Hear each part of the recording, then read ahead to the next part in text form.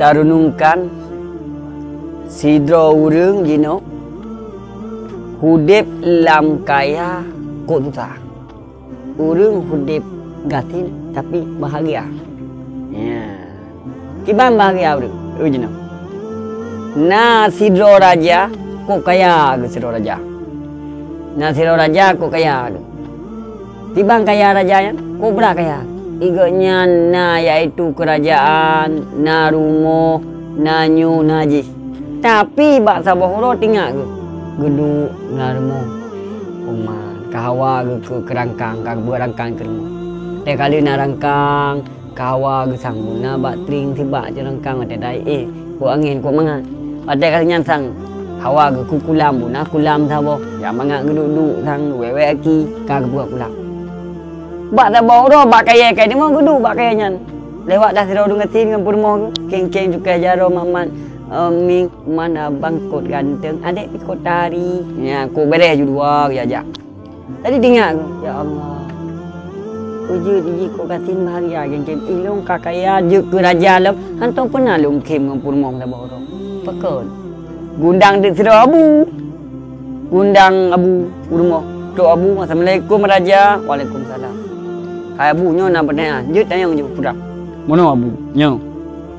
Na pertanyaan tak bawa abu kan? Nyo tayang je. Ilong kok kaya abu? Nyo kaya ron raja. So pegang katin raja. Hana yang boleh pegang mana raja? Mana abu? Ilong kok kaya tapi pekan kok susah abu. Na ipak urung je kok katin tapi pekan tenang abu. Oh jawaban je entel. Bere. Kiban jawaban je abu mana abu? Mana raja?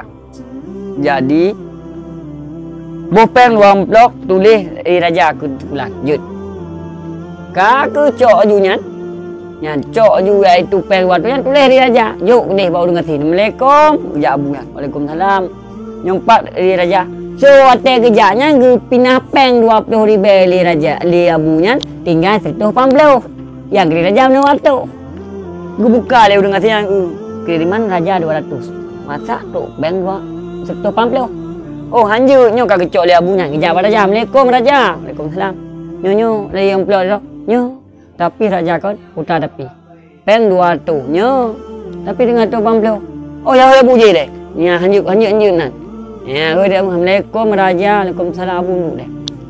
Abu pada 200 lemu peng blok. Nyo kok berapa betul raja.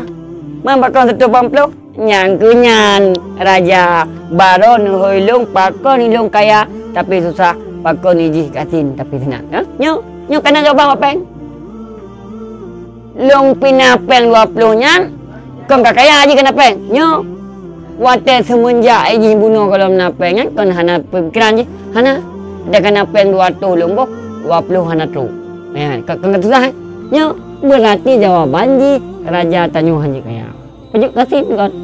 Oh bangka kaya pasti nak tanya itu. Oh mahasiswa pengen situ apa? Kenapa dah tetap dah kena? Bukti ni punya talit kaya tanya raja hantina. Mujid kasin lagi nabi. Oh mana? Oh kakek rajanya nah pilih kaya.